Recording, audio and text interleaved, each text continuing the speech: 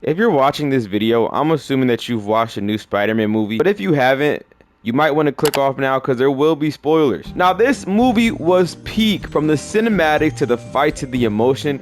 This movie was Chef's kiss. This movie was amazing, and I'm not gonna lie, I haven't seen Odyssey yet, but if that movie's good, 2026 might go down as a top 5 movie year in the last 10 years. So for the quick recap, the movie starts out showing us how Peter's living his new life after the events of No Way Home, and I cannot lie, I hate the fact that Peter didn't try to restore his relationships with Ned and MJ after No Way Home. Right after everything happened, I mean, it's just kind of stupid to me, but I also kind of understand it because on one hand, he wants to help keeps the ones he loves safe, but on the other, it doesn't matter because the new villain in the story completely bypasses that, and he puts MJ in danger anyways. We get introduced to the new villain. Her name is Jean Grey, and she's basically a telepath who can hop from body to body like a chain link. And we see that Peter's life is really lonely. He's living alone and with no friends or human interaction. Only human interaction he really has is saving people and talking to the chief of police or some high-ranking officer. And he only talks to her on the phone. Peter's body starts to transform into more of a spider due to his emotions, and at one point he passes out and wakes up on top of his apartment in like this little web cocoon. These new powers start to make him act out of character, and after almost killing Scorpion and wiping a cop off the face of the earth, he stopped. We get Jean Grey's backstory, and she hikey has a One Piece backstory. Her sister was captured, she was killed in this government facility, so in revenge Jean is raiding a bunch of these facilities and looking for his sister, hoping she's alive. Jean's sister isn't alive, and she ends up getting caught but awakens her powers, and she almost kills all of the scientists experimenting on her. Spider-Man stops her, and while he's trying to help her, Punisher snipes Spider-Man trying to hit Jean. Spider-Man ends up in the hospital but survives thanks to Jean Grey's powers. Punisher is there to help Spider-Man escape without getting caught, and the movie ends with a beautiful scene of Spider-Man and Ned dapping each other up. Now I just want to go into the moments that made this movie so good for me, so let's get into it. The first one was when Jean tricked Peter. When Peter and MJ were on this rooftop together and Jean was acting like she was MJ, I already knew something was off. Like, I knew this wasn't MJ from the get-go. But when she kissed him, bro, I was genuinely about to jump out of my chair screaming because I knew it wasn't her. And this dude Spider-Man was like caught up in a trance. And I knew that there was no way they were going to pull a Sleeping Beauty on Doctor Strange's spell and get MJ's memories back. And I was right. And I high-key hated Jean for this. Because how you gonna troll my boy knowing what he went through? Like, come on, bro. And it's the fact that she did not have to do this, bro. She did this for the love of the game. She didn't have no reason. She got nothing out of this. And I would have been so tight, pause, if I was Spider-Man. Because he's way better than me. And the moment I saw Jean Grey, I was starting to hit her with some Mortal Kombat fatalities. The second scene I want to talk about is Peter seeing MJ's new boyfriend. Yo, this scene genuinely punched a hole through my heart. I'm not even joking. Seeing her kiss another guy, I was hurting as if I was Peter.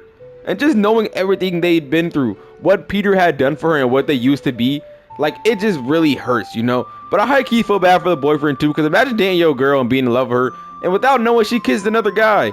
Now, she was being mind controlled, so it isn't too bad, but not only this, you're basically getting your girl stolen by Spider-Man. I mean, we know they're gonna end up together at the end of the series, And this is the equivalent of like a middle school boy trying to pull girls his age, and their competition is grown men with cars. But back to Peter. After seeing MJ and her new boyfriend kiss, Peter turns into A Boogie. He starts running on rooftops. Peter was walking in the rain with his Tim's on, stepping over puddles full of pain. It's a big storm, 14 on my bowl, man. It's a big storm. And I high-key do not blame Peter for this. I would have been hurt too, I'm not gonna lie. The third scene I want to talk about is MJ reading the note. Or, not when she reading the note, but, she read the note. When MJ popped up with this note in her hand, I was genuinely, like, interested to see how this whole scene was gonna pan out. But they did it perfectly, I cannot lie. I'm not disappointed. Peter's speech brought tears to my eyes, bro. Like, as a grown 19-year-old chud, I was tearing up watching this. And Peter started talking about I didn't read you that letter because I didn't want anything like that to happen to you. That's not really your... I love you. And I cannot lie, I was hoping all of her memories just flooded back and they lived happily ever after. And yeah, I know. Bad writing, and thank God that I'm not the director, but I genuinely couldn't take the heart-wrenching moments anymore, bruh, and I just couldn't. But then MJ said that she doesn't love Peter because she doesn't know him, and this is completely understandable, bruh, but I cannot lie and say it didn't hurt my heart because it did. To see how both of them go from loving each other in No Way Home to MJ saying she cannot love Peter because she doesn't even know him genuinely shatters my heart, bro. And then she got the audacity to ask for a ride back home. Not gonna lie, if it was me, she would have had to walk back home, bruh. And the last moment I want to talk about is Peter letting Jean Grey into his mind. I love this scene so much just because of the moral of it. Jean Grey the whole time thought Spider-Man didn't know who she was or what she'd been through, or that he literally couldn't understand her, because Spider-Man's essence makes it seem like his life is all sunshine and rainbows, when in reality he's felt tons of pain and he's lost people just like everybody else, yet he picks up his head and continues to be a hero. When Jean Grey is kind of being Spider-Man and when she's in his mind and starts to realize she's not the only one who's been through this stuff. I went through? Nigga, you ain't the only nigga that went through some shit! And she tells Spider-Man that she's all alone and that there's nothing for her. He drops this banger of a line saying that she has him. Then he gets sniped by the Punisher. But all jokes aside, I love how he saves Jean Grey and takes a bullet for her even after everything she did. It goes to show his actual heroism. And then we get the beautiful ending. We get this gorgeous view of New York and Spider-Man with a beautiful soundtrack. And Steve Lacy killed that song, by the way. Ever since I heard that song, it's been on repeat. And that's basically the end of the movie. This movie genuinely sparked my desire to live in New York more and more. Like, I've always wanted to live in New York and live in those high-rise apartments, you know what I mean? But seeing this movie genuinely made me want to live here more. I'm not gonna lie to y'all. But overall, I love this movie, and it definitely lived up to my expectations. And I can't wait to see another one. By the end of Tom Holland's Spider-Man career, I do want to see him and MJ get back together. So I really hope they do. But yeah, other than that, I hope you guys did enjoy this video. You know what I mean?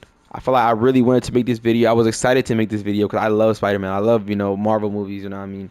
So I was really excited to watch this. I wish I could have watched it earlier, but I had to wait for my friends and stuff like that. But we watched it, you know what I mean? Hope you guys did enjoy.